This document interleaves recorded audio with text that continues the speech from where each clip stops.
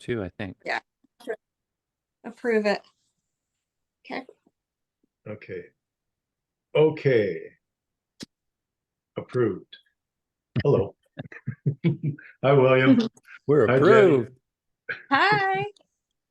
Okay, we're gonna do a little visit here for the abundant ones, or no, what do we call it? The authentic ones channel, TAO. And William and I invited Jennie to come on board today, and she graciously agreed. So we started off by having a little private chat about mental health, and that's, obviously a big part of what's going on this planet right now is mental health, or a lack of, at the government level, I'd like to say. But anyway, that's not what we're here for, to poke fingers at the government, all the time. But I'm afraid I'm gonna once in a while. Tune into Randy's channel for more on that. But in the meantime, we're going to talk a little bit, because Jennie's on her way up to Canada from Tennessee. Yay! And going to be here next Tuesday, you said, Jennie, right? Yes. On Vancouver Island for some sessions and stuff. And so we were chatting about that, and then we said, well, let's just hit the record button, because it's all about mental health, and mental, psychic, and physical all kind of combine when it comes to this health stuff that's going on, and the wellness that is happening on this beautiful heavenly ascension that we're experiencing. And if anybody doesn't think that's happening, well, then away you go, because it is happening, and it's real, and it's not just pretend real, it's real. So please share, Jennie, like you're coming up to Victoria, right? Or to Vancouver Island. Yeah, I'll be on Vancouver Island the 3rd through the 12th. And we have a talk scheduled, and I don't have those dates in front of me, but actually we can put that flyer and that link here when we post this. But I believe it's the 5th or the 6th. I think it's the 6th, which is a Saturday.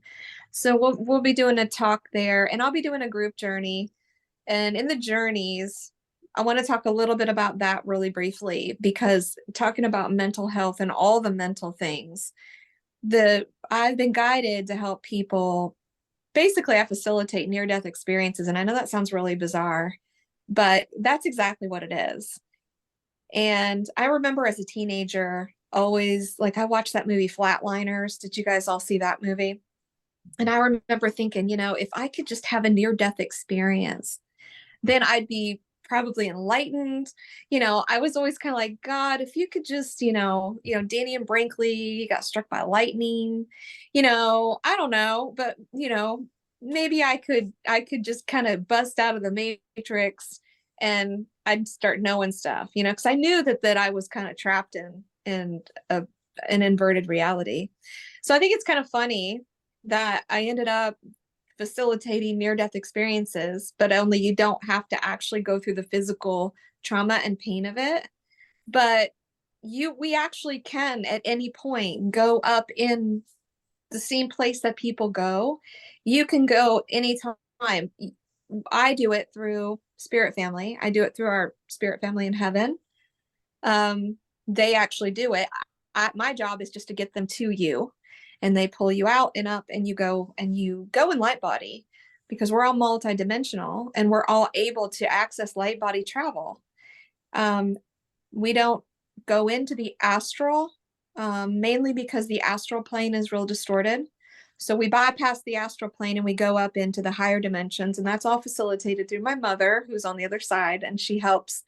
And, she works with me, and then she brings people in, and I help people connect and get out of their matrix mind into their God mind and have the experience. So speaking of mental health, what I've learned is that it's the amygdala part of the brain that is like the computer interface between the God mind and the higher dimensional realms. Well, this computer interface was always meant to be in communication with the higher mind And it was always meant to take orders from the higher mind, or get the programming from the higher mind and from the source field. But somehow we have been getting the program from something outside of us. And that has kind of created what I call fear programs that are actually the illusional programs. They're not real. But it also kind of locks us into the trauma mind, and we start looping in the trauma mind. And we have a very hard time getting out of that. And that, to me, is where the mental health issue stems from, is fear. Fear creates the distorted programs, and that is what causes the mental imbalance. So we were discussing that I have a family member who has challenges with this through trauma. Probably all of us have friends and family that have this. It's very common. I remember when I was growing up, my Cherokee grandpa used to tell me not to talk about the fact that my whole entire family could see and interact with spirits, because he said they would put you in a mental institution. And back then they would, so I remember like grandpa, like he's like telling me, like putting fear in me about it. And I was like, he's like, don't you talk about this, and so we've thankfully come out of that a bit. I think that we've kind of lightened up, where we can let our crazy flags fly a little more, and we're okay with it. There's more of us, I guess. Crazy, not crazy. And maybe that's part of the ascension, is that we get to be more crazy. And so the difference between, my mom said to me, I'll tell you, this is so funny. When I was 14, my mom said to me, honey, this is one big mental institution, and we're all patients. Okay. And I laughed so hard, because I was like, what in the world, Mom? Like, what does that even mean? I'm 14. She was so smart. She was so awake. And it was one of the smartest things she ever said to me.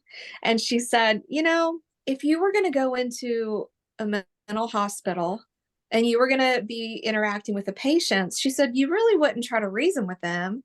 You would just smile and try to help them have a better day. And I mean, really, I was like, what else can you do? I love it. I have never I'm forgot experiencing this. that right now, as a matter of fact. Yeah. So I definitely know what you're talking about. Yeah. So when I'll tell you, when COVID hit, I never really experienced it as much as I did then, because I would try to tell people that it wasn't real, or, this and that. And, I just realized real quick that it's probably best just to smile and help them have a better day, because they're so afraid. And so I would just try to help them relax, and laughter. I would kind of laugh, and I would keep, my medicine is laughter. So, that's it. I would just kind of, try to lighten them up and keep the energy lighter. So when it comes to mental health, what I experience here at my retreat, and I have lots of people come and go, lots. And we have people, we are all in different states of what I say is really more peace. The more at peace you are, the more you can be as crazy as you want to be. There's no real set way to be that makes you sane or insane. I think it's just your level of peace that's most important. So people that come here, if they're really anxious and they have a lot of fear about life or anything, bugs in the cabins, being in the mountains, any of the things that might trigger anybody, that's where I come in and say, okay, let's move your energy up into the source field, and let's see how source views this, and let's see how they handle this in the high realms. Are they afraid of stink bugs? I don't know. I mean, do they have stink bugs? I mean, let's go find out. There's nothing better than going up and having these conversations, because, there's people here that think that entities stalk them through bugs. And, and my mom says anything and everything is real in the distorted timelines, because you're creating it. I mean, so what's real and not real? Whatever you're creating, you're going to experience. So I think it's taking back charge of what we want to experience and create. And we follow their lead, but I think you have to come up out of it into the source field, into heaven, where you look around and you get to say, okay, this is this is more real than that. And all the little things that we sit and experience there that help you go ding, ding, ding. Okay, this is what's real. This is where it's at. This is what we want to be in more frequently. And how do we manifest that together? You know? So I get to sit and I get to watch people go to heaven, hang out in heaven with their loved ones, chat. And every time I learn something, every single time, there's never a point where I am not just blown away. And it's incredible. I truly feel that this is ascension.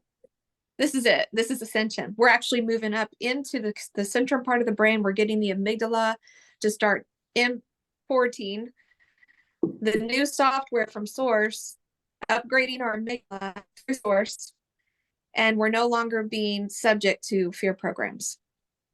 That's what I'm experiencing. This is what Spirit's doing with me. So mental health, I feel like this is the cure and the answer for all things, because when you get out of the distorted frequencies, I've watched people have instantaneous healings in their body, everything. So here's what's interesting, and I'll stop talking because I know I'm going on and on. But what's interesting is they have instantaneous healings when they're in the source field, because what is disease is distorted frequencies. Everything's frequency. So when you get into the source field and align and go up, your body starts to come online and starts to vibrate faster. You know, it starts to release. People have like, everything starts to shake loose. So they will have like what we call Mack truck, where it feels like you've been hit by a Mack truck for a couple of days, while all the stuff shakes loose, all the lower vibrations in the body shake loose, and everything's purging so that your body can stay in a higher frequency for longer periods of time, hold more light, and become more light adaptive. So all of these things are happening. And when people resume symptoms, it's just because they go back into the amygdala and they start running those fear programs again, and their body's vibration starts to lower, and then they begin to have symptoms again. But it might take 2 days, and they'll say, oh my gosh, I'm having symptoms again. But for a minute, I was completely clear, because it takes practice. We have to relearn how to stay in the high vibration in alignment with the source field and stop going into the habitual, program, the old program. So. Wow. Yeah. That was a load. And the beauty of that was there was just so much information in there, but it's like, we can re-watch this if you need to, because it's videotaped. Yeah. But the authentic side of this TAO channel is that William has some things that are just boiling up in him. I can just feel it. So please share, William. And then I'm going to poke in a little bit myself. You are so right, mister. Thank you for poking me. That was a friendly poke, and I actually appreciate it, because yes, I do have some things bubbling up inside of me. All kinds of things popped up. And I find when I'm usually on these kinds of chats is that I seem to operate best and get the most from listening and connecting to what other people say, and then that triggers something within me, and then all of a sudden, it's just the conversation is wow, like fantastic. Just some of the things that Jennie talked about brought about numerous things, but I'll start with the one that seemed the most prevalent, and that is that throughout my high school years, I started to experience change. And on the physical realm, it looked like I worked at my dad's store and I ate a lot of chocolate bars on the side and didn't tell them. And so I was, pumped up on sugar, and then I go home and eat supper and then do homework and repeat the next day, the same thing. And it wasn't like really bad, but it was enough to definitely affect my health, because, sugar levels were all over the place, and in the middle of puberty and all of that too. So all of that fun stuff kind of really made for a nice cocktail of weirdness. So, but for me, things that happened then, and then interestingly enough, they disappeared, and then they came back like 10, 15, 20 years later, which really surprised me. And what I mean by that is, like, for example, I was, you know, like a lot of you kids at 16, they want to get their driver's license, you know, in our province. It's like they want that independence. They want to be able to drive, right? So they want to get their learners. Well, I was afraid to drive. I was especially afraid to drive on the highways. And it was, you know, some of that irrational fear stuff that was going on. And you know, I think it took me until I was 18 or something like that until I really started feeling comfortable. And then it kind of just went away by the time I was 18. It just completely disappeared, and I felt completely comfortable. Even got some speeding tickets over the years because I was that comfortable with it. And I was able to drive people around wherever I wanted. And then for like 10, 15 years, I didn't have any trouble with driving at higher speeds or with passengers or anything like that.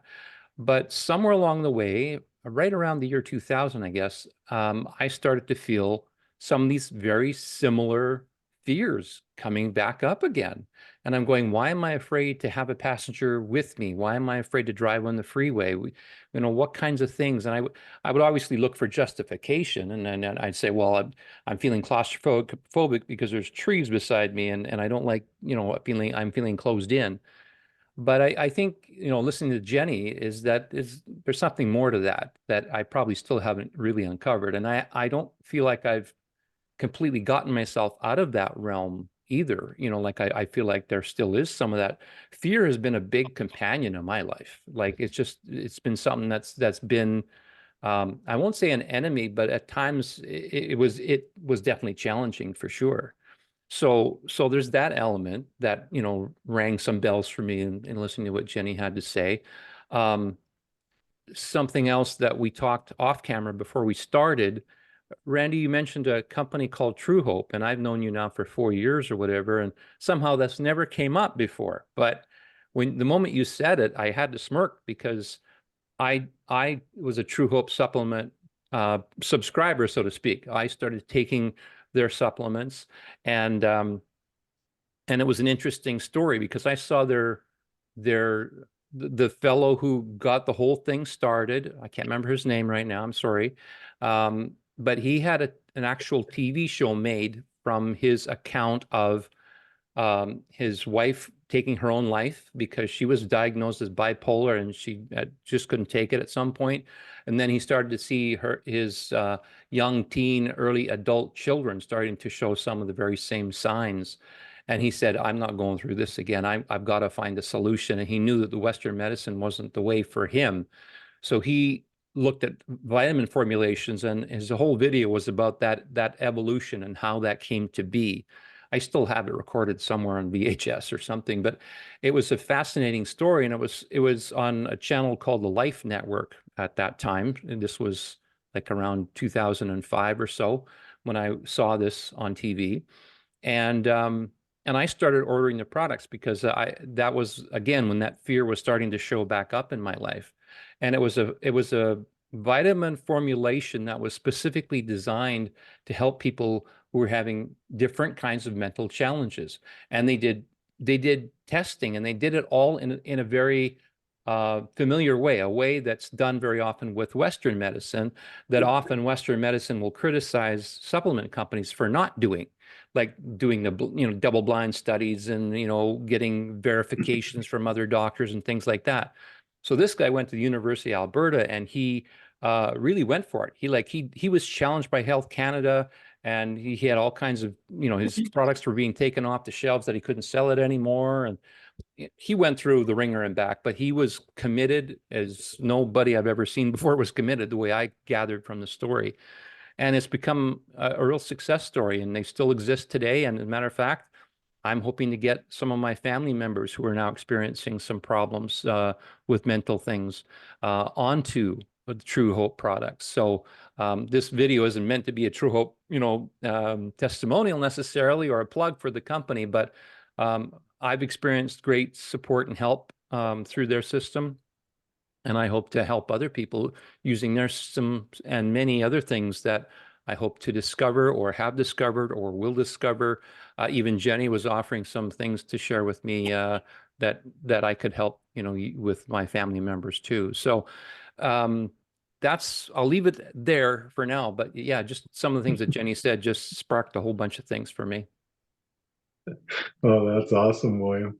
Yeah, I had a little experience with that too when I was transitioning off of lithium and then learning different meditation techniques and all kinds of stuff that I do now, which I don't use any supplements anymore, but I do still a lot of natural practices myself, from fasting to, UT. We won't discuss that, Jennie, today, but many other things that most people would consider odd. But the one thing that sparked in me, Jennie, when you were speaking, was the near-death experience part, and how the trauma can either be taken as, oh, that was horrible, and in many cases it might be, people struck by lightning, or different events that happen for them to go through that near-death experience. But I had a huge hemangioma, which is a massive extra blood vessels on my right hip, or my buttocks pretty much, when I was a child. And I went through massive hemorrhaging and tons of pain. And at that time, I was like a Roman Catholic altar boy. So you can imagine the fear that was driven into that little boy's head from the church and all that shit. Oh my God. But the fear was starting to leave as I got older. And then, it kind of went away when I got into the age where I could, fight it and fight other things and fight humans and fight all kinds of stuff. And then at 33, I had run into a doctor who said he could take this thing off. And I'm like, it's time. Like, I've had enough of this shit, like the hemorrhaging and the pain from that. So I took it off. But in the hospital, I had a near death, Jennie. And maybe you know this about me, but I bled to death. And I didn't know it because they had me on a drip, like an IV. And after the operation and everything was over, I come out of it and they took the IV out, and I went into the bathroom. I was kind of moving around and doing some things. And then I was looking in the mirror in the bathroom, and the sweat beads were like the size of the end of my fingers coming out of my forehead and my face. And I hit the floor. And I mean, it was like, okay, this is it, And I went into a place where it was painless, because basically what happened was that I bled to death. And the only thing that was keeping me going was the intravenous. And they, according to the doctors, they threw me back up on the bed, and they were rushing around. My wife at the time was there, and I think my sister had arrived by then, but we were I'm in this kind of semi-conscious state. I can still remember it at that time, like not remembering them putting me on the bed, but in a semi-conscious state of bliss. Like, it was so peaceful. And it was really strange. So when they brought me back around and I came back in, like, basically, eventually they stuck an IV back in. That was what brought me back in. They discovered, but not until after the stitches broke and the floor of the bed or floor of the room where my bed was in was covered with blood. So basically, the wound had bled during the night, and then the IV was keeping me alive, but the IV taken out, took me out. So that was the simple story of it. But after that, because it was such a peaceful event, it wasn't traumatic for me. The fears just left, like after that, I just had basically nothing as far as fear. And I don't call myself courageous or fearless or anything like that. It was just like, well, if death is that wonderful and that peaceful, what the hell would there be to be afraid of, And, it led to a life that was a little bit weird, like I wrestled with bulls and I did some things that were pretty odd for my career in the cattle business. And then when I started getting into the job I'm in now, people would say to me, you can't do that. They'll come after you. They'll do this, they'll do that. And, somebody will sell you out, like Judas today. Remember, today's Easter, by the way, Easter Wednesday, the day that Judas took 30 pence or 30 shillings, whatever the hell it was, 30 bucks for from the governing bodies, the religious sector and whatnot, to sell out Jesus. That's today.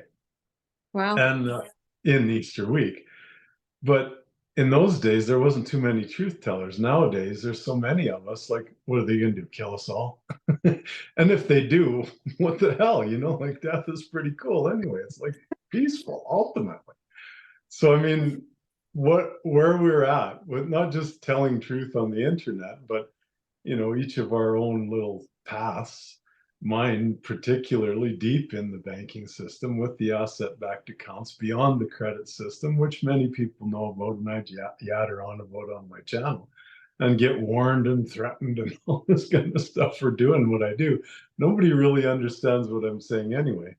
But I guess the basis of this little, you know, going on that I've just done is to say that do what you feel in your heart and just drop every little bit of fear that you have, because there's nothing to be afraid of, especially when you yoga meaning divine connection or divine unity, really. And you know, we've gotten into the habit of thinking of it as a physical experience or a physical exercise, but it's really physical, mental, and psychic when you talk about the word yoga and look at some of these words.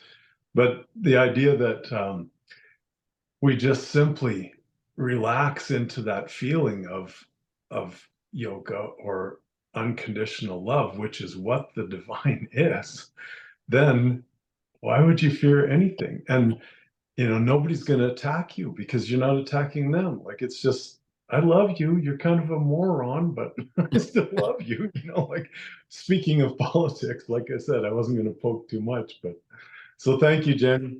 Your turn again, I think. I don't know. Like, we're not really taking turns, but that's what your little initiation brought out of me. So please Okay. Well, I go have on, some, please. yeah, I have some things. Okay. This is why, so talk about fear. You know, if you're so irrational that you cannot talk yourself, like William was saying, you can't just talk yourself out of it. You can't logic your way out of it because it's completely illogical. And we have two different minds. We got a brain and a mind, and we have the amygdala part of the brain is linear and it can't come into the now. It only operates on past experience and it's experiential based. So it has to have an experience that imprints it in order for it to let you go, to stop trying to protect you from what past experience tells you should be afraid of.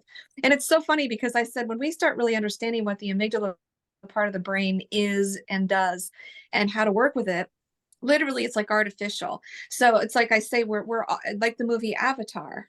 We come into these, you know, how they create the avatar in the lab, and then his consciousness goes in, and then he has to learn to navigate it and control it and all the things. Well, it's exactly right. We are in these avatars that we have to learn how to program ourselves instead of we've allowed the avatar to run us. We've allowed it to be programmed outside of us instead of us programming it ourselves. How do you program it yourself? Well, you have to program it yourself through source, through the soul, through the spirit. And so we've gotten kind of trapped in and we don't know how to get out. So people come to see me all the time and they're like, nope, can't get out of it. You're not going to be able to get me out of it. I won't be able to be hypnotized, which I don't do hypnosis, but I've not been able to be hypnotized. I can't do any of this. Like my mind's too strong, right? It makes me laugh because just like Randy said, unconditional love. It's all done through unconditional love. So you're going to be moving into a field of pure unconditional love. So the artificial, I say there's two realities running. One you experience through the amygdala, and that's where all the fear is, and that's where all the distortion is. And the other one is the source timeline, two timelines, at least two. And the other one is your source timeline, which is running directly from your higher self, from source, and it's running all the time. It doesn't need your attention to even run because it's being run by your higher self. All we have to do is align with it vibrationally. So what I do is I help you have the experience. And I tell people all the time, I couldn't meditate. My amygdala was like a 2-year-old. If I tried to meditate, it was always driving me crazy. I was like, yeah, nope. I would get up and leave if people started meditating. I'm like, I can't, it's torturous. Okay, so I'm able to do this without meditation. I'm able to do it without going through those processes of trying to quiet my 2-year-old that is going to get louder and louder and louder the more I try to quiet it.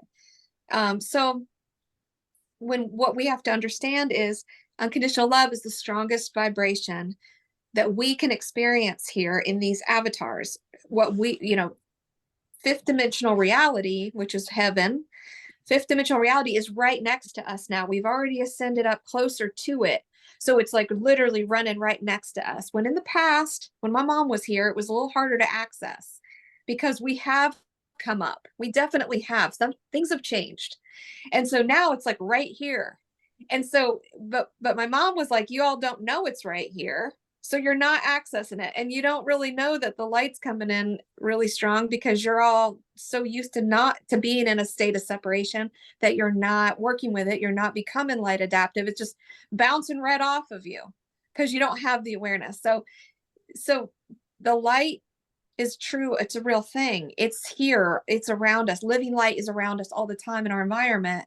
But some people, it's just like going right over.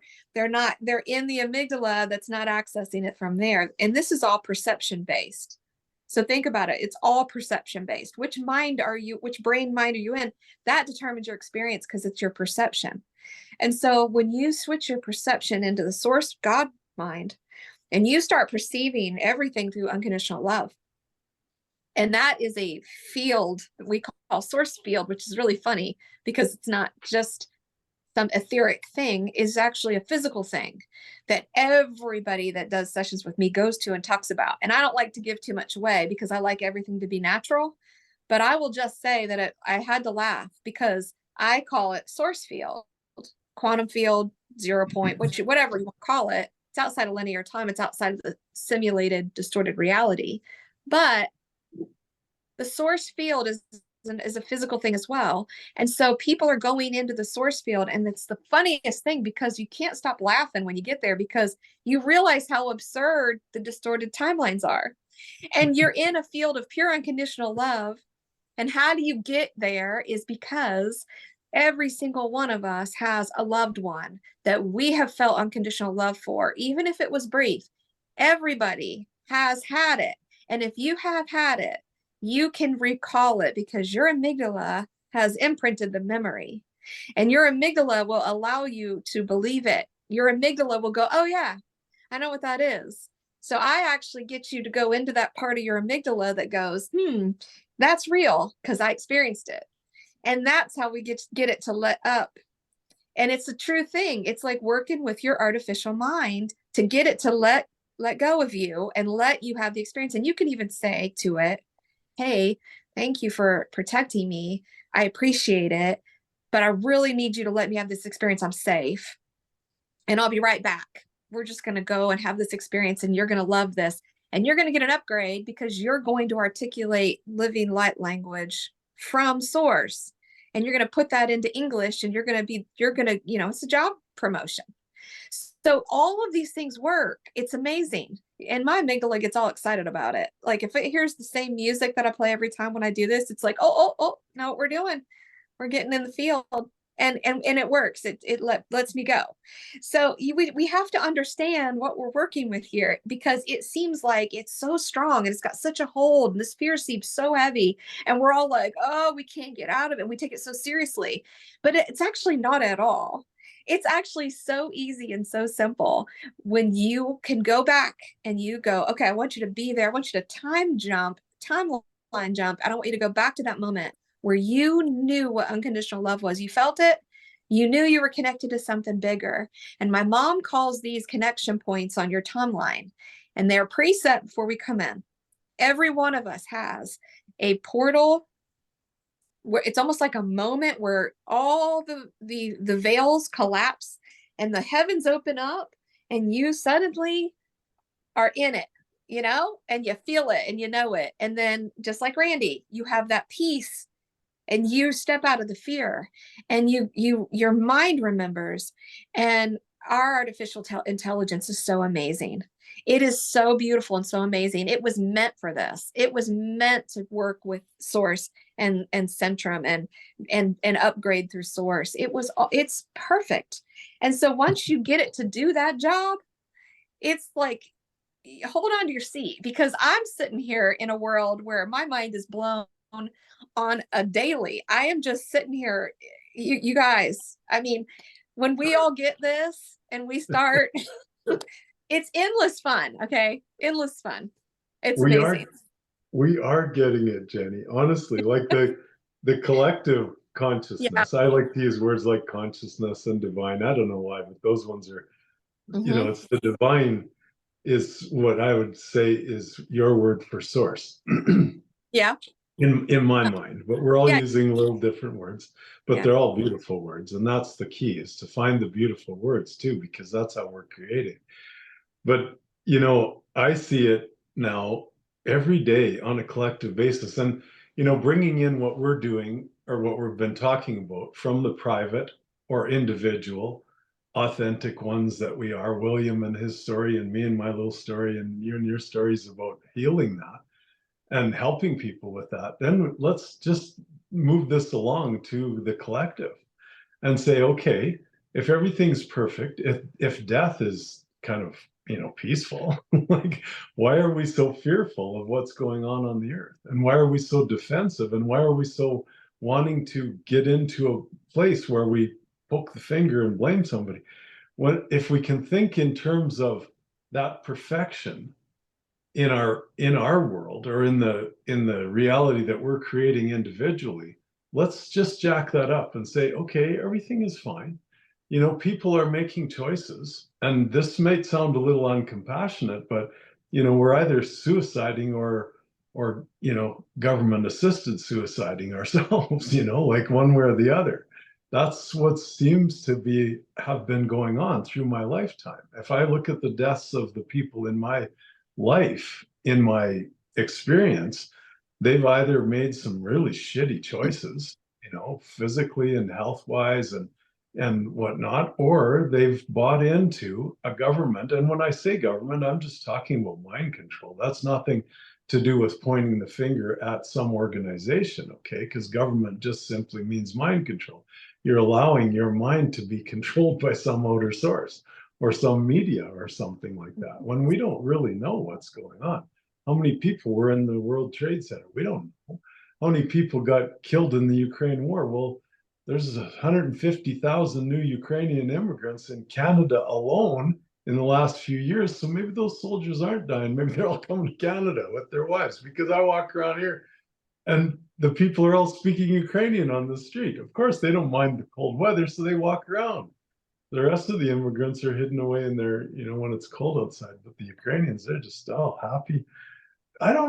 We don't know any of the truth about what's going on in this so-called war, or, you know, any of that stuff. So we can either, you know, fall into me being uncompassionate right now by speaking like that ridiculously to most people, or say, wait a minute here, since we don't know, and since, you know, there is some truth to everything being awfully perfect, like, you know, when I think of my neighbors and everything else, you know, yeah, there's some problems there, but my God, if the government was really that bad, you know, how in the hell do we exist? You know, there's 1.4 million people in this city I live in, which is, you know, larger than most of the big American cities. You go to the Midwest, there's no cities this big. And Calgary, Alberta, 1.4 million, sorry. It doesn't make sense to me that there isn't some divinity, some source that's there, that's protecting everyone. That's just, you know, there for us, whether we like it or not, and whether we know it or not. And all you got to do is know it and connect to it. And then you say, well, that's okay. You know, I'm not going to listen to that story. I don't hate you, you know, Joe Biden or Donald Trump or Justin Trudeau, you know, like, obviously you're either just morons, you know, like, or you believe something that isn't real. Like, but it's your choice, you know. So sovereignty comes into that equation when we just say, I'm just going to be a sovereign, a living man on the land, and I'm going to do what I do. Am I going to fight anything? Am I going to work with? Am I going to collect some money from the government through a pension program? Why not? It's there. It's just what is here, and let's work with that. And I know from my years in being on YouTube that I've come across as a bit of a warrior, whatnot. And I admit that when I watch it myself, I could perceive it that way. But I can also perceive it as, well, you're just being silly. Like you guys, like you're making me laugh even more when you run a boat into a bridge and the bridge falls down. Like, why'd you do that? Like, what's that all about, And then I giggle. But sorry, Jennie, I'm making fun of America more than anything right now. And I No, it's okay. don't mean to, because it is the silliest media campaign nation on earth. When I've been around the world and seen other stuff, you got to tune into what's going on in America. Turn on that channel, because they're doing the most stuff. And it's the most insane, when it comes to telling silly stories. But Well, go ahead. Randy, what I want to say just about that, and I'm gonna let William talk because I'm interjecting. What I want to say about that is people come to me and they want to know about the eclipse, what's going to happen. Everybody wants to know. And I tell them, when you go into the source field and you start to interact with higher spirit and your higher self, and you reintegrate this connection and knowing where you have access at any point to anything you need to know, when it's a whole different way of being, it's a whole different way of perceiving and creating. And you have to have that, we have to have that learning curve. We're all, step one, come back to your connection so that you get divine intervention into your own experience and you're accessing higher truth. Well, when people go up there, they want to know all kinds of stuff. But then when they get up there, there's not a single solitary word that's said. Everybody's just standing there smiling and looking at you. And you're just in this huge bubble of unconditional love. And there's no reason to talk about it. And so people come back and I'm like, so did you notice that nobody was warning you about the eclipse? Do they seem upset? Do they seem stressed? And they're like, no. So funny. I mean, it's like literally you fully come out of the distorted reality, and it's so everything's irrelevant. And my mom said to me, she goes, look, you just need to be okay with dying. It's the complete illusion. Death is not real at all. There's no such thing at all. And we don't really understand this because in the lower timeline, we watch, because our amygdala has to have linear things play out. The amygdala brain will literally fill in blanks. And you know how they've proven this. We fill in blanks and we have to have this linear explanation, or it's like it starts glitching and short circuiting. Well, when you get into the source field and you start upgrading it, that's no longer an issue. So we need to definitely, it's time to upgrade the avatar and upgrade the amygdala in order for us to be able to live in the new energy that's coming and on the new timeline and understand how to work within the new rules of the different upgraded vibrations. We have to upgrade. It's time for the upgrade. And the upgrade happens by accessing the God brain and letting the amygdala download the new software, upgraded software, reset. And this is it. And then we're able to ascend into the higher without glitching, because we're glitchy. Anyway. What do you mean? Glitchy. I'm a little glitchy. Hey, look, you guys, I didn't even realize this morning I grabbed my Canada mug. So here I am with my Canada friends, with my Canada mug. I didn't plan that. And all the synchronicities, by the way, I talk about the new timeline. The new higher vibrational timeline is so funny. Oh my gosh. The synchronicities are, it's instantaneous everything. It's cracking me up. It's like, what the heck? It's just it's so perfect. It's so fun. Through the roof, as they say, through the roof. Yep. Have you ever been to a smorgasbord where there was just from one end of the table to the other end of the table, everything looked really good and you knew you couldn't eat it all. And you said, well, what am I going to pick? That's kind of how I feel right now. It's like you said so many cool things again, and Randall did too. And then going, well, which ones do I want to talk about? Because I can't talk about them all right now. There's just not enough linear time. Um, okay, let's start right there. I I discovered recently through a mutual friend of ours, and I say ours because we all know him. Won't mention names, but for now. But he basically encouraged me very recently to um, allow my playfulness to come out more. I have a natural playfulness tendency within my being, my personality, even, and and the way he was describing his experience of me was that, especially his initial experience of me, which was anything but playful, was just serious, reserved, kind of in control kind of guy. And then he experienced me in different ways, and he was completely shocked. And so he thought, okay, well, I like the playful guy better. Can you be more of that? Sort of, that kind of thing. But he wasn't doing it for his own selfish reasons. He was doing it because he saw that I was more authentic, genuine, alive by being more playful, by being more of that connected to that natural part of me that I had stifled for so long. And to be honest with you, I was conditioned to have that part stifled within me. Uh, there was something about I had to be serious as a kid. I couldn't goof around. I had to be, it was important. You got to take life seriously. And now, like thank you, COVID. I mean, for locking us down, because I really feel like it allowed me to explore different areas and avenues of myself. And now there's a lot of things that happen in the world that I just don't care about. And in some ways it might seem irresponsible or not caring. That's that doesn't feel like it to me, and that's fine. People can have their judgments about that. But for me, it's like I love that expression, don't sweat the small stuff, and it's all small stuff. It really makes a lot of sense to me, right? Especially now, that I'm feeling more and more like my energy now is so different than, pre-March of 2020. A lot has happened in my life, and I'm sure everyone's lives, and Jennie, you've alluded to it. I mean, we're completely in a different realm now, really. And it's just now, who's going to allow themselves to open up and connect with that new realm and the new energies and the new frequencies.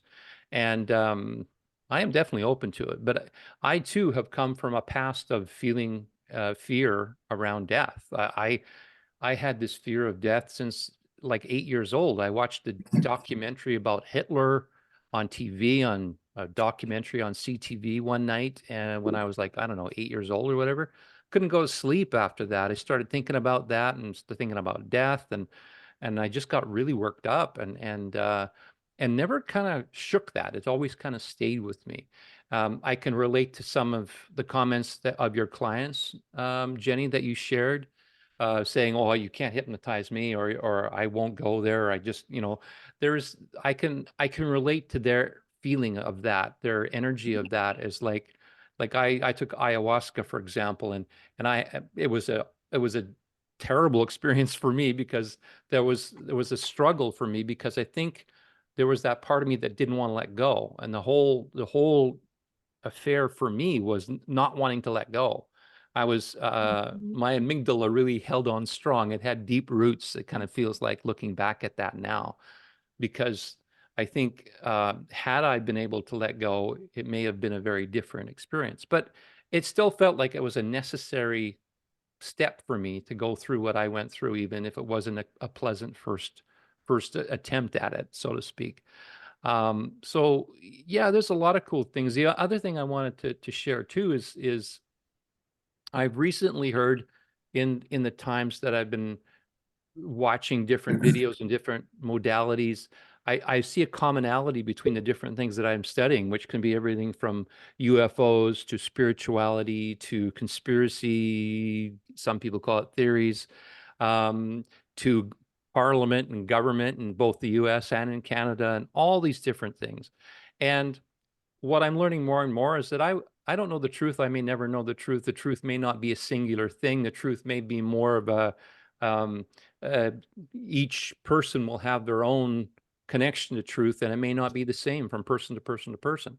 It may be a very individual thing, and that's okay. I was recently dubbed, and I kind of like the name Captain Neutral, because I don't feel like I gravitate to any one opinion or any one way of looking at things, but I'll just look at everything and just say, okay, I'll play with that. I'll sit with that. I'll let that be with me. And I'm not saying it's right or wrong, and I'm not saying anyone else should adopt it just because I'm looking at it. So there's all of those kinds of things. But the one thing that I do like is I've heard the story, which kind of relates to what you were saying, Jennie, about our higher selves, is that I've heard it said that we have chosen our lives as our higher selves to come back into this frequency, into this reality, into this domain, if you will. And how I've heard it said, and I like it. It kind of actually strokes my ego a little bit, but I've heard it said that, it took the strongest souls or the bravest souls to, to come here at this time and be here. And, like I don't, my ego says I'm not a very strong soul, and it gets all, nattery on me too. But the cool part is, regardless of whether I'm a strong soul or not, is I am here right now in this moment, in this period of time, in this experience. And I somehow, some part of me, somewhere, sometime, someplace, chose to be here now, chose to be in this space. And I like that. I like that I'm here. I don't know exactly what the entire purpose is, but I feel like if I just trust that, if I can be as present as I can be, that I can allow for things to tell me as I connect more to source what this is all about in whatever experience I'm going through in that moment, that all will be fine. All will be just perfectly fine. And, the little things don't bother me anymore. And so it's just a matter of, I find myself more and more being compassionate about other people, which I know Randall is very much like that, or at least my experience of Randall has been very much like that, and so I'm starting to see that within myself, and my life is definitely changing. I'm letting go of a business that I did basically for the money, and I don't care now. Like yeah, I'm not enjoying it. So I'm saying, as much as it's going to take a lot of effort and work to untangle myself from that, I want to do that, even though the potential to make lots of money is there, because that's not what, really connects with me anymore. So I've bounced around a lot of different things, but it was like the smorgasbord. I took a little from here and a little from there, and I just had to try everything. So thank you for letting me just kind of throw things out there. Ginger beef. Ginger beef. I had 2 steaks already going for number 3 tonight, and I had to go down to the store again because they're like 62% off, if you can imagine. Like, not just 50% off, but I looked at the bill and I figured it out because I like numbers. 62% cheaper than normal price. I'm like, okay, I'm eating steaks all week long. So I have been. But Friday, it's going to be fish because that's traditional Catholic, Easter Friday. So I'm going to just bring it back a little bit.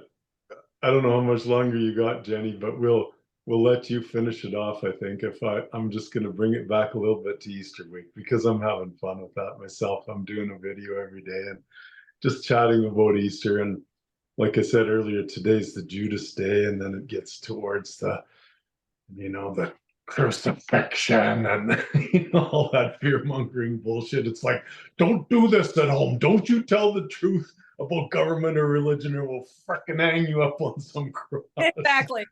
Hey, if they can do that to Jesus, they can do it to us. I mean, Jesus was way better than us, and look what they did to him. Terrifying.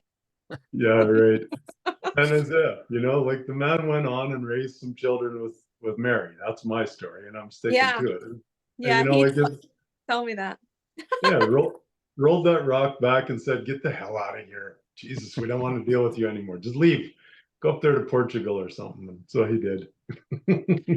But, you know, that's all coming. Portugal? And then, Wait a second. He went to Portugal? well, southern France, but eventually I think that's where this Mary Magdalene story started, was in Really? Portugal. Yeah, it's Oh, pretty cool. So heaven is in Portugal then. Well, heaven is oh, where you are once you hey, exit that. that's where I want to move. No, I'm totally being called to move to Portugal. I just went there Ta-da. Look at that. and it is, I call it heaven on earth. I have never wanted to move anywhere like I want to move to Portugal. It was amazing. Anyway, that's kind of interesting. Go Well, you ahead. know, there's like all our other crew. Remember, I don't know, it's probably 2 years ago already that we all got kind of together, and there was Danusha. She's in or northern Scotland right now. She's kind of even offline sometimes, but she's still focused on, you know, a healing center of some kind. Andrea Grace, she's over in Australia right now, I think, for a little while, but she started her own ministry now, and she did her first Sunday service last week. Everybody that we, you know, kind of talked together that when this channel started, all just moving forward. And the Awesome. one that when we brought up Portugal, the reason I started this little part was that, what's her name? Shoot. They started a community now in the Azores, or what do they call it? Azores? Azores. Sorry. Thank you, Oh, William. yeah. Yeah. So, oh, damn it, William. What's her name? I can't remember either, but I can picture her face. I Yeah, was her and going her to say husband. Sherry, but it's not Sherry. It's something else. I'm sorry. No, and they're over there right now, and they've got the community started. And I mean, we're still on track with our group to start these communities all over the world too. So, you know, everybody from the original group, like, I'm not sure, I haven't heard from Ida lately or anything. Every now and again, she pops into my brain, but you know, it's kind of exciting for me that the people that we attached to, you know, 2 or 3 years ago when all of this silliness was going on and we all kind of got together, have all really moved forward in this ascension process. It's pretty exciting. I mean, Jennie was there from day one with her retreat and still there and growing and stuff, but the rest of us just kind of still on track. So Awesome. it's really nice. I love it. Because, you know, we're all being called in different ways, and it's stepping out of the fear is where it's at, because as soon as we step out of the fear, we can just, we're free. And we're free to actually hear and get guidance. And, you know, one of the things that people say too is that, you know, in the amygdala part of the brain, I always say, you know, my amygdala wants to know everything in advance. It wants to know what's coming next year, or, you know, I want to know everything right up front. But my mom in spirit explained to me that that's not possible through the spirit, because we're actually creating in every new now moment. And so it's not really possible for us to know how things are going to unfold, you know. So we actually have to just allow things. We have to be in a state of surrender and fearless allowing, so that we can get the next thing as soon as it drops. It's like the next thing drops and there it is, but it's not there until it does. And it's all part of everything aligning perfectly in this new 0 point time, and then boom, there it is. Death is like that. When people come to me, they want to know when their loved ones are going to pass, or, you know, how to prepare for these things. And spirit always says, you know, we don't know when they're going to choose to just go. That happens in a 0 point moment. It happens in a 0 point decision that their higher self makes, and boom, there it is. And then it plays out in a really funny, distorted way here. But from their spirit's perspective, they don't experience any death. They just pop right out and there they are, you know. It's only here that we experience some distorted versions of leaving the body or things like that, or the body dying and all the things. But when I talked about when people go up, what gets you up into the field is your loved ones, because their love is so powerful.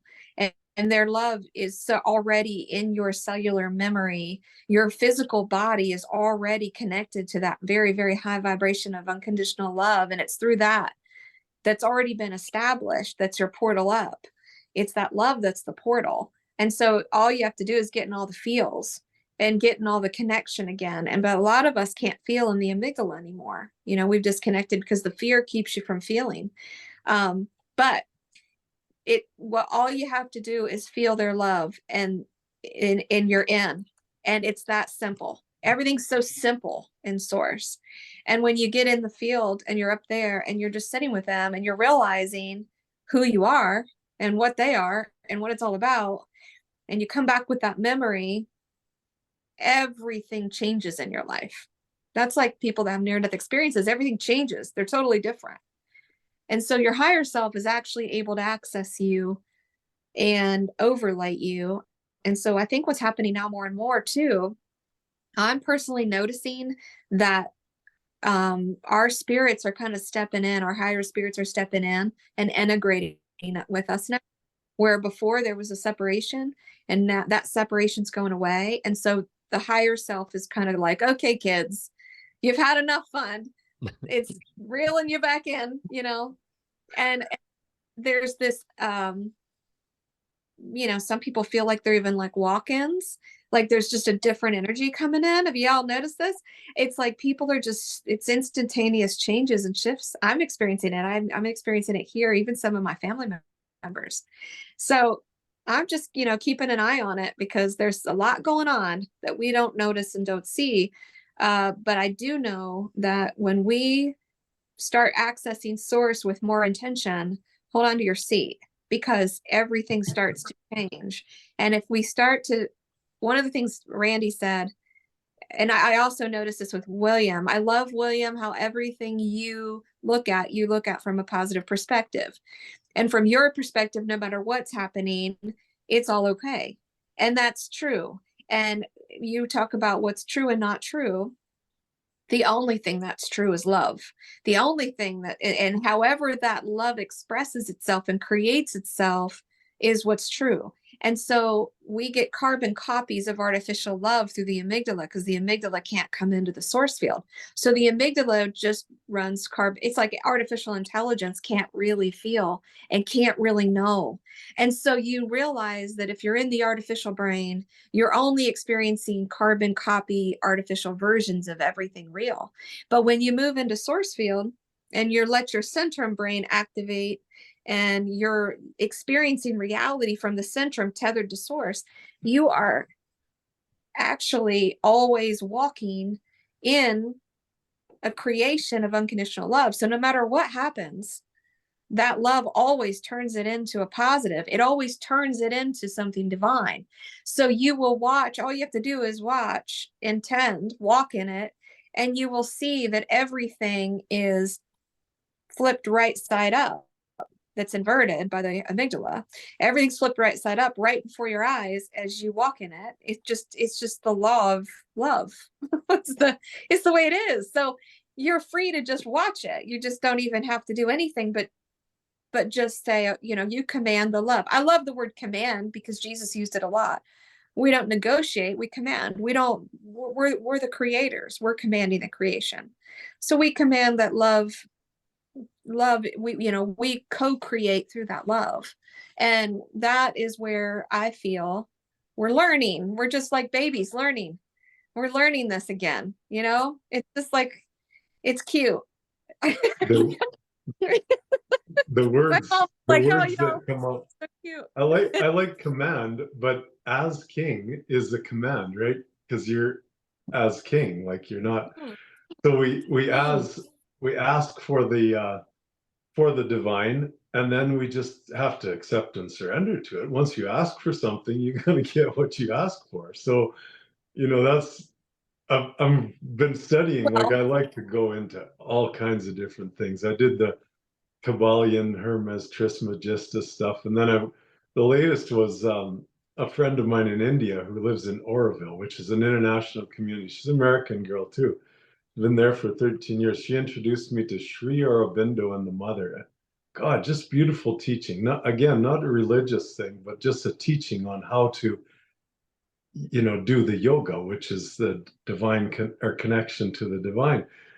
And in that, it's just been another wonderful process for me, because the idea of surrendering to the mother, the matter, mater in Latin actually means mother, like, so matter and mother is something that I've been really focused on since I was introduced to this stuff. And the idea that, as above, so below, when you look at the yantra, you'll see the triangle like this, and then the triangles like that, right? So as Yeah. above, so below. The father being the more of a position, and the V being the mother. And I do this Sri Yantra for 10 minutes of my breathing exercise every morning, and I stare at that and I think, as above, so below. But it's, the father to me has become the love, or the mystical, or whatever you want to call it, that kind of psychic side. And then the mother does everything else. And when I think of that physically, that's the case too. What does a father or a male do in a creation aspect besides give a little spark? And then the mother creates the being, or the animal, or the plant, or whatever, like, it's all about creation with the mother. So it's really helped me to say in my mind, just surrender to source, as you might say, Jennie, but surrender to the mother. Like, it's so much easier for this beast to surrender to the feminine than to surrender to the father, who's, in our patriarchal society we've lived in for so long, to say, oh, just surrender to the father. But surrender to the mother, no problem, I can do that. So that's kind of what I was thinking. But again, you mentioned Jesus again. And of course, the balanced mother and father within that man, the divine feminine, divine masculine balance that Jesus Christ exhibited as a pattern man, has to be recognized too. Like that, I often get into, well, what about Mary? But she was balanced just like he was. And someday, the Gospels of Mary will come out, and the truth about, Mary Magdalene and her daughter Sarah, and the bloodline of Jesus Christ, and their royal family, which leads right down to Diana. Oops, now I'm telling all kinds of stories, but all of that stuff is going to come in the near future too. The reality that has been hidden behind some silly stories, imperial family stories, or government stories, or whatever. And, we can poke away at it and just give little things. If people want to hear more about it, I got my channel that I blast away on it. So, and Jennie has all kinds of resources, and, we're going to post below, in the comments on whatever video this ends up on. I'm going to put it on my channel. We'll put it on the Tao channel, and we'll share it around. And hopefully that'll get some people to pay attention out there in Victoria, because what you're doing with those people there is what we're doing here, but jacked up to the next level, because we are communicators. And if we communicate in writing, that's one thing. When we communicate voice, that's another. When we communicate on video, that's the next. But when Jennie can put her hand on your head or shake your hand, in Victoria, it's going to be even another level of, surrender to that divine that's in her and that's in us. So I'll leave it at that. And No. William, I'm sorry, you jump in, please. Nothing to be sorry anytime. about. That's totally fine. I love your sharing. I always like listening to you. I don't know if there's much more I wanted to share, except the one question at the very beginning, just before we started recording. I wouldn't mind bringing that back up a little bit, and it kind of related a little bit to what Randy was just talking here at the end, is if for those that maybe don't feel as we're aging, as we're getting older in physical age in this dimension at the present time, there's always that thought of, I'm not sure I really want to go down the Western medicine path. I would like to use more alternative medicine and modalities. in my aging process as a support system, as a go-to place. Jennie, would you have any recommendations or things that you could share, even in general, to the viewers about what a person could do to sort of set themselves up so that they could see people that are more into alternative means and try to rely less on Western medicine? Well, we were talking about the Vancouver group, Vancouver Island. I believe it's called the New You, I believe is the clinic. And I can post all that in the links. But it's a beautiful place where they work with frequency healing, and they bring a lot of people together too. So it's a beautiful community over there that they met each other all through this couple from South Africa that have come and set this up there in Vancouver Island. And so I recommend finding places like that. They're popping up all over there where these clinics are working with frequency healing modalities. One of the things that I have is a quantum biofeedback. And in quantum biofeedback, we actually are able to do frequency healing remotely. So in each of my sessions, I set you up in my quantum biofeedback module where I've got your voice recording and it reads your voice. And then we do a photo, and then it'll read, it'll do an aura. It does all kinds of things. And one of the things that they said at the Truth About Cancer conference, the doctors actually said that at some point we're no longer going to need to do anything invasive, because these quantum biofeedback apps are able to detect everything that's going on. It's pretty accurate and it's profound. I only use it so that I can look at the biofield. I like to do before and after of the biofield before you go into the field and come back, because what we're seeing is the light activated out of your head. So it actually is showing us in the quantum biofeedback that you're activating something, and it's pretty standard for people that are going up into these near-death experiences that they have a light activation. And I love to show it because we are visual and we need to see things like this. So I use it all the time for that. But I also use it for anything and everything. If I start feeling sick, if I start feeling like I'm just run down, you can play what they create for you is a voice activated frequency healing tone. They use my binaural beats, and they use frequency, so arpeggios, and they'll create a realignment that you can play for 15 minutes. So I just will play it while I sleep, or you can run it for 30 minutes. But when I use that, all symptoms go away. And so I feel like it's so profound, and people are using these to heal cancers. I mean, all kinds of things. I have to be careful saying all that. I'm not a medical professional, but biofeedback is helping realign us physically through vibration. Everything's vibration. Vibration is either distorted or it's aligned, and everything has an optimal vibration. So quantum biofeedback technology is something we can have at our fingertips.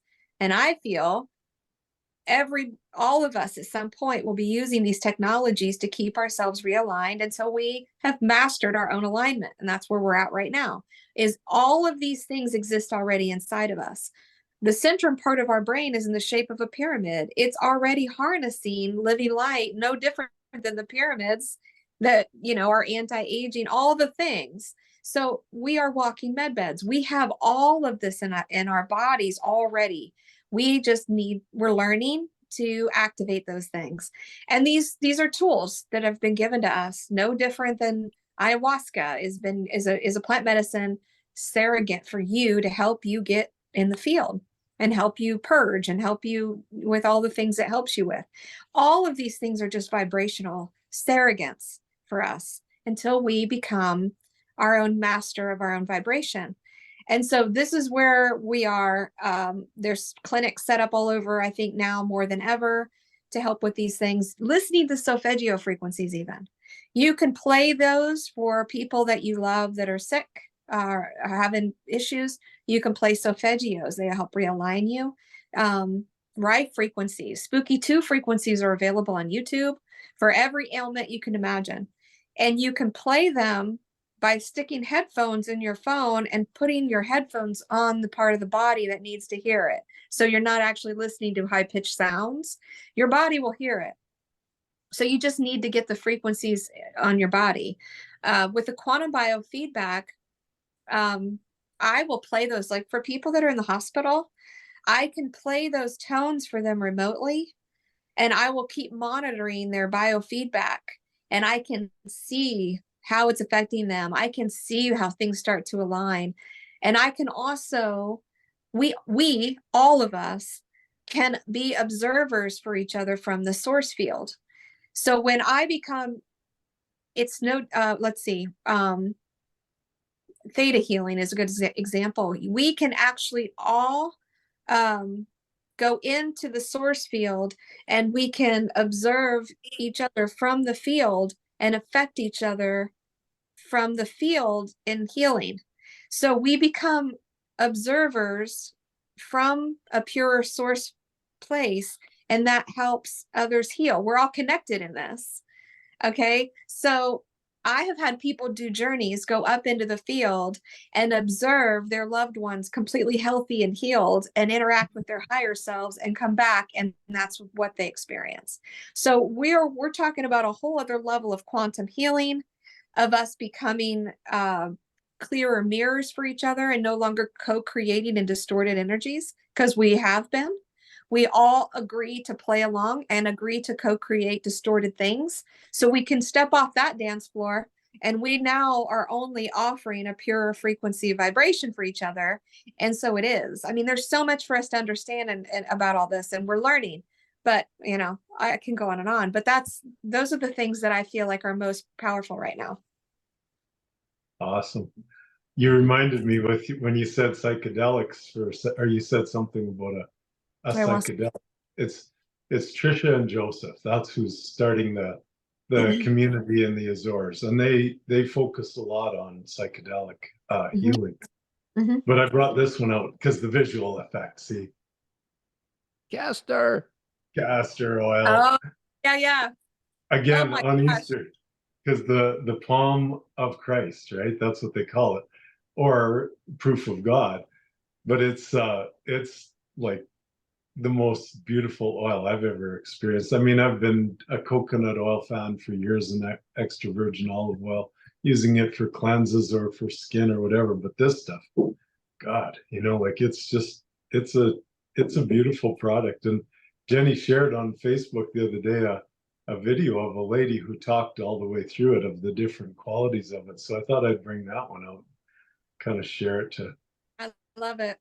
It was because of her that I started drinking it, because everybody says don't ingest it because it's hard on your digestion. But in the old days, everybody ingested it. So yeah, I started just taking a swig of it after her, and I do feel better. And I feel like these things are all such amazing. You know, you guys, I gotta say, when you go up in to heaven and you hang out in heaven, it's all there. Everything that's here is there, and it's not etheric, it's physical. Your loved ones have physical bodies. You can hug them, you can touch things, feel things. The colors are brighter, but we have another physical reality there that's organic. And just this little aspect of us is down here in this distorted version of reality, but there's so much there going on simultaneously. And we can go there anytime, and you can eat food and taste it, and everybody's going, wait, what is all this? Like, what? And we were always meant to be tethered there, because we decided to come down and co-create this same thing here. We just got a little lost. And now we're coming back, and we are going to be co-creating more of that pure creation together. And it's all the same. It's all here. It's just minus the fear programs. You know, take them out of the equation. That's it. Wow. And if you want to live, there's so, you know, live in this life, you know, like not die. There's so many remedies, so many opportunities. Like, I went and experiment on yourself. This is the key, ahead of time. Like, if you're healthy, it doesn't mean you have to wait till you're sick to try something like castor oil. Do it when you're healthy. Try a primal diet for a little while. I did that for 3 months. I did still hamburger at lunchtime once in a while at work, or a sub sandwich or something. But otherwise, for 3 months, I ate raw, like raw steak, raw chicken, raw fish. It was incredible. And I'm not feeling any different because of it, but it was incredible to experience something strange like that. And then say, well, if I ever need it, I know I can do it. So like Jennie said, drink some castor oil today, even if you don't need it, if you're not even worrying about something that's not healthy in you. So the question you had to start this little session that we got ranting on, William, was what about aging? Well, what about reverse aging? Because when you're not sick, you do this stuff, I really think that that's what the word reverse aging has to do with, is you can actually, enhance your body by doing some of these remedy things, or even the sound frequency stuff that Jennie's talking about. Don't wait till you're sick. Do it when you're healthy, and watch it, do some reverse aging on your body as it is right now. It's all there for us, and so much more capability to share nowadays than we used to have, when we used to have to pick up the phone and dial and talk on the phone. We can do it in so many ways now. So the aging gene is being turned off. It's a distortion in the DNA, and it's being turned off. So that's actually happening. And the Bible, they talk about Noah, who lived 900 years. We actually are going back to that, where we don't have to die. We can just leave. And that's being done. It's already done. It's just going to hit the mainstream. So many things. And this all has to do with the ascension, because when you come up out of the lower timelines, it's all there. We're coming up out of the lower timelines. We're coming into the pure timelines, the pure connections, the higher truths, and it's all there for us. So that's exciting. I don't know that I want to be here 900 years, but hey, I can go anytime. That's great. Beautiful. I don't know. I guess we're probably coming to the close, eh? I don't know how long it's been, William. I haven't been keeping track. It's so exciting once we get rolling like that. Holy cow. Yeah, it's been a while, but I'm cool with that. Okay. Well, any last words, Jennie? I just love this. This was great. I enjoy, all of these conversations and these connections expand us more and more and more. We're in a very expansive energy, and it just keeps expanding and expanding, and that's it. No more, contracting energy. We're expanding and learning, and it's endless, and it's exciting. And so I love it. I love the chat. Thank you. Thank you. Thank you, William. You finish it off for us, please. Me You. finish it off? Oh my goodness. What am I going to finish it off with? Put the pressure on me. Sure, why don't you? Oh, I just want to say thank you to both of you. It was a real pleasure. Nice to be invited to chat with you about this, and thank you for the smorgasbord. It was delicious. See you guys later. Okay. I love you. Love you. Bye. Bye.